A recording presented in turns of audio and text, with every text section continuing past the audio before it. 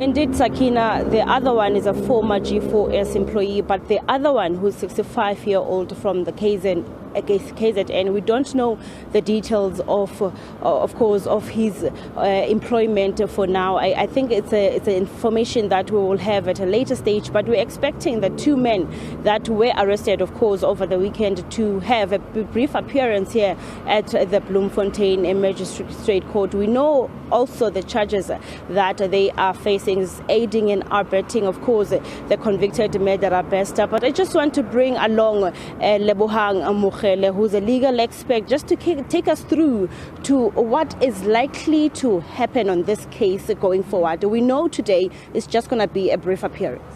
Thanks for having me. What we are hoping to get from this case is that firstly for today, chances are the matter will then be postponed so that the prosecution can get the personal details of just the people who have just been arrested.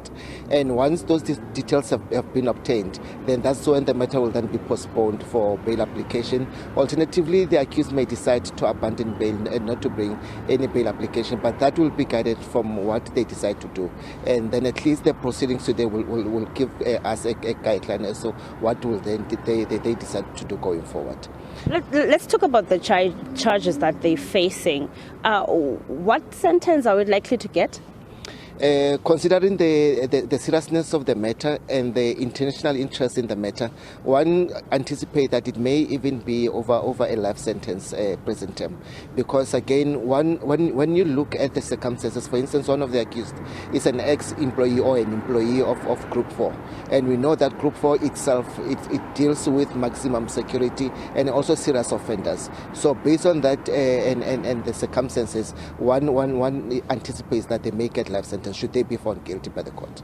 2 weeks ago, when the National Commissioner was here having a media briefing at the G4S, he did indicate that they are in contract with this G4S that is supposed to be ending in 2026, but said that they are seeking legal, of course, advice as to terminate the contract indefinitely. Take us through to that process. In terms of them terminating the contract, I think in law they'll be justified, considering that firstly the G4S deals with maximum security offenders, and since the inception since the inception of the contract, I think it's the first incident that they have had of an inmate escaping from their custody.